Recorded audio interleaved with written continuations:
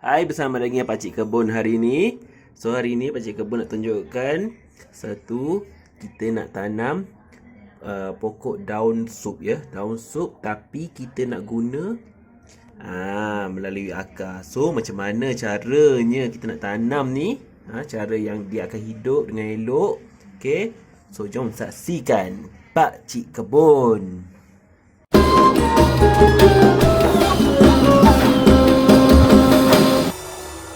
Okey, hai, bersama dengan Pakcik Kebun ya. So hari ni Pakcik Kebun nak tunjukkan cara untuk tanam daun sup. Okey, pokok daun sup melalui keratan batang ataupun akar lah. Melalui akar, bukan keratan batang, silap. Maksud melalui akar ya. So kat sini Pakcik Kebun nak tunjukkan yang Pakcik Kebun hanya beli daun sup ni kat kedai je. Okey, nampak ni ada plastik ni. Okey, beli kat kedai je. So nak tunjukkan bahawa dekat kedai kita beli tu kita masih boleh tanam dan kita boleh biakkan dengan mudah. So, macam mana caranya? Itu paling penting. Okay? So, first, bila dah beli daripada kedai tu, macam ni kan, panjang ni. Okay, kita kena potong bahagian atas ni. Kita nak yang bahagian bawah yang muda-muda ni je. Okay? Yang bahagian atas ni kita tak perlukan. So, yang atas ni kita potong, simpan dalam peti sebab boleh guna lagi. Okay?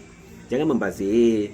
So, kita beli ni, kita boleh tanam balik dan kita boleh gunakan balik. Okay? Daun sup ni. Lagi satu, ramai orang tanya, macam mana nak cam pokok daun sup dengan ketumbar? Okey. Pokok ketumbar tu, okey, cara nak beza dengan daun sup ni mudah sangat. Kalau daun sup, dia punya akar macam ni, dia serabut, dia tak ada tunjang. Okey, tak ada tunjang. Ni je beza dia. Kalau tengok daun memang susah nak cam, kalau tengok batang pun susah nak cam. Tapi kalau tengok akar senang cam. Okey, so tengok.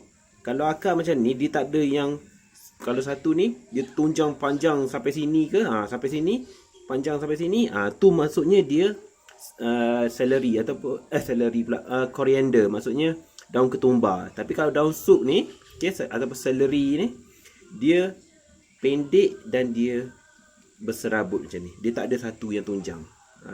Itu beza dia, okey. So senang nak cam. Okey. So pergi kedai nanti, sama ada tengok tag dia ataupun tengok akar dia je. Okey, mudah nak cam. Itulah cara kenal daun sup dengan daun ketumbar. Okay. So first kita akan potong dulu kat sini. Okay, kita akan potong dulu kat sini. Dan Pakcik Kebun akan tunjukkan macam mana bancuhan tanah semua sekejap lagi. Okay, so kita potong dulu. Okay, jom potong dulu. Okay, so sekarang Pakcik Kebun dah pun potong. Okay, boleh nampak ni, dah terpotong. So kita tinggal yang muda-muda ni. Okey, dan juga ini pun kita kena potong. Kita kena buka balik dulu. Sebabnya kita nak tengok ada berapa pokok kita boleh tanam kat sini.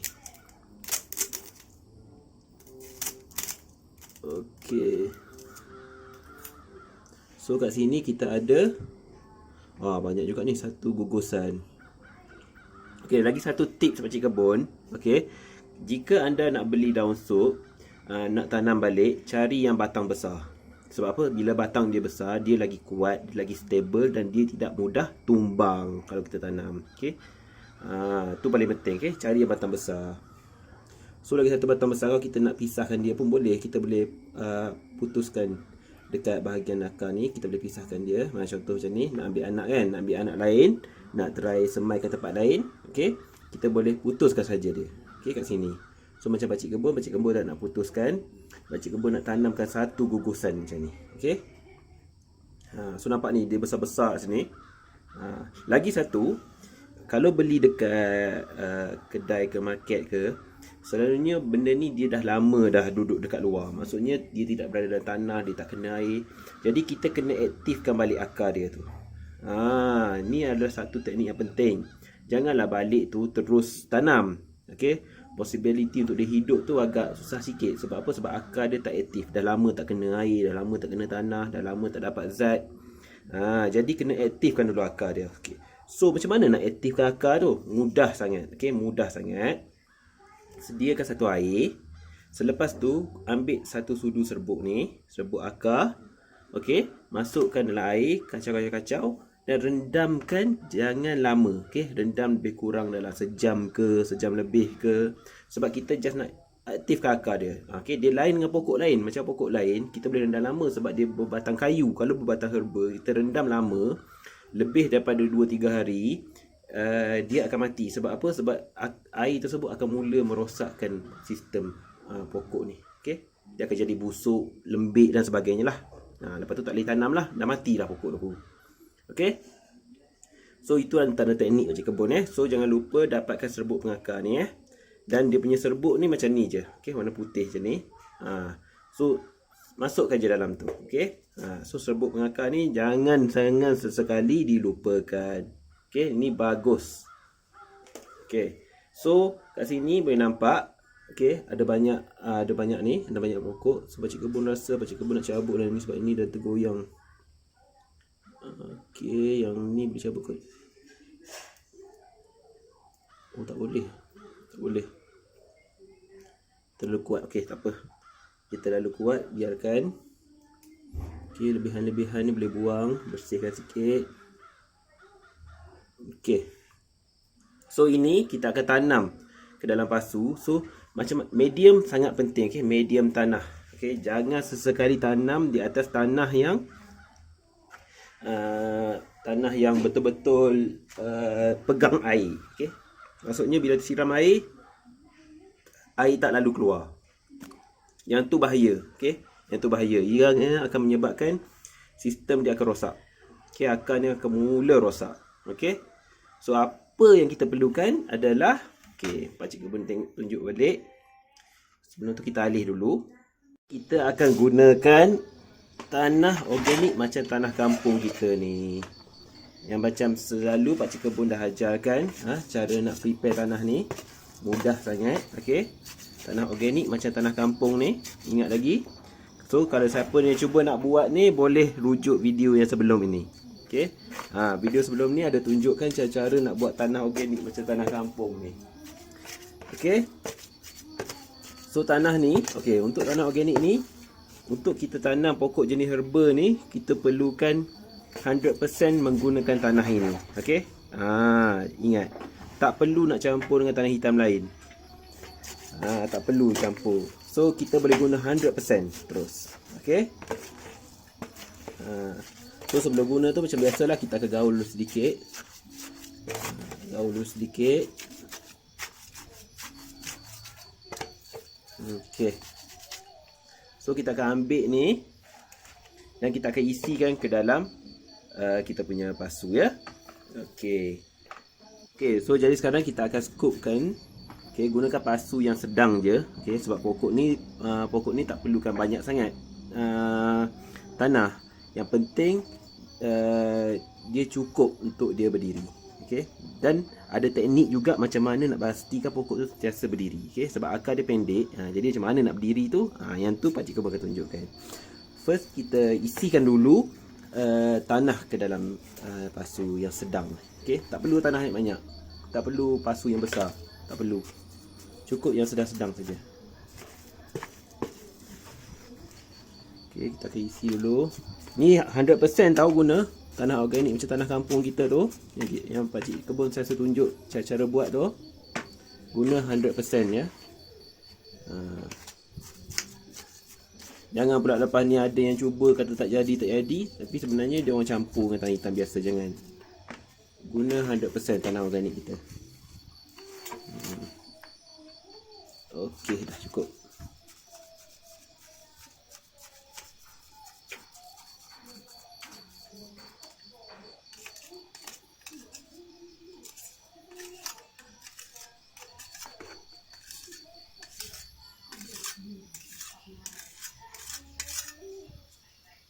Okey, dah isi.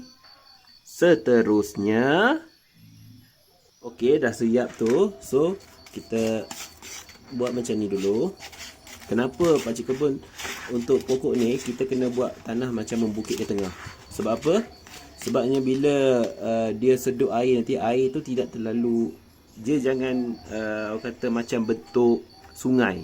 Sebab apa? Sebab air akan berkumpul situ. Kita kena bentuk membukit supaya air tu akan duduk ke tepi. Okey, air tu akan fokus ke tepi. Dan pastikan pasu tersebut kat bawah dia tu berlubang lah. Berlubang sebab dia jangan gunakan pasu yang lubang dia kecil, kadang-kadang dia tersumbat dengan tanah. Itu menyebabkan dia tetap bertakung air. Tu kita tak nak macam tu. Okey. So kita dah membukit. So kita akan korek sikit lubang. Okey. Nak tanam pokok ni senang. Okey, senang nak tanam, tapi jangan sesekali sampai ke tahap ni. Okey. Jangan sesekali tanam sampai tahap ni. Sebab apa? Sebab pokok tersebut dia akan mati. Okey, mati. Jangan sampai tenggelam sampai sini. Cukup akar sahaja. Okey. So, kat sini Cik Kebun tunjukkan. Okey. Kita akan tanam hanya akar sahaja. Okey, akar saja. Nampak? Akar saja. Dan kita perlukan lidi untuk support dia sementara dia belum berpegang lagi. Okey, perlu lidi. Lidi ni cucuk sampai bawah je. Okey, dia duduk sebelah tu. Dan kita perlukan tali.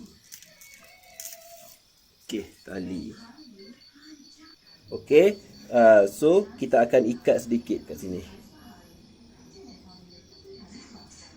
Sebab kita takut dia tumbang.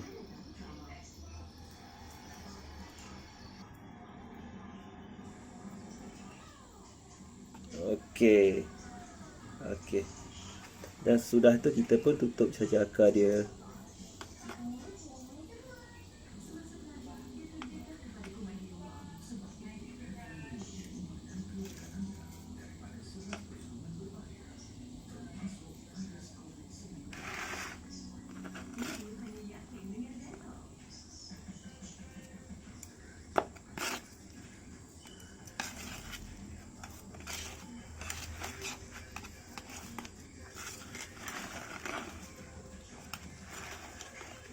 Okey, dah siap. Okey. So, inilah dia hasil dia. Okey, boleh nampak? Okey, boleh nampak? Inilah hasil dia. So, sekarang dia dah cantik. Okey. Dah tengah-tengah dah pokok ni. Okey. Okey, macam ni kita akan kekalkan dulu. Kita akan biar dia rehat, biarkan dalam kawasan bertutup tapi cahaya masuk. Okey. Jangan matahari direct. Okey. So kita akan biarkan dulu dia kuat dulu. Dan yang paling penting sekali untuk siram. Untuk siram jangan sesekali siram melalui atas. Okey, Pak Cik Kebun pernah sebut dalam video-video Pak Cik Kebun sebelum ni, sesetengah pokok herba kita tidak boleh siram pada atas. Kita kena siram pada bawah. Daripada bawah. So macam mana nak siram pada bawah?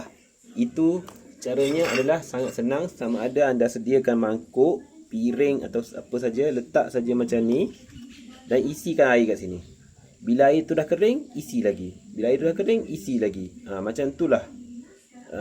Sampailah bila-bila lah. Bila-bila lah, macam itulah cara untuk jaga pokok ni. Okey, nak jaga pokok daun sup ni. Jangan sesekali anda siram melalui atas. Jika siram melalui atas, lama kelamaan ianya akan cepat membusuk bahagian pangkal ni dan pokok akan mati. Jadi siramlah bahagian bawah. Okey.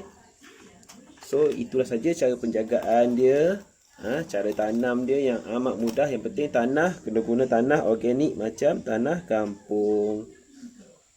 Okey, dan campuran tanah ni anda boleh dapatkan dalam link kat atas ni pun ada. Ataupun video-video Pak Cik Kebun sebelum ni boleh search saja. Okey, cara buat tanah organik macam tanah kampung. Tu pun ada.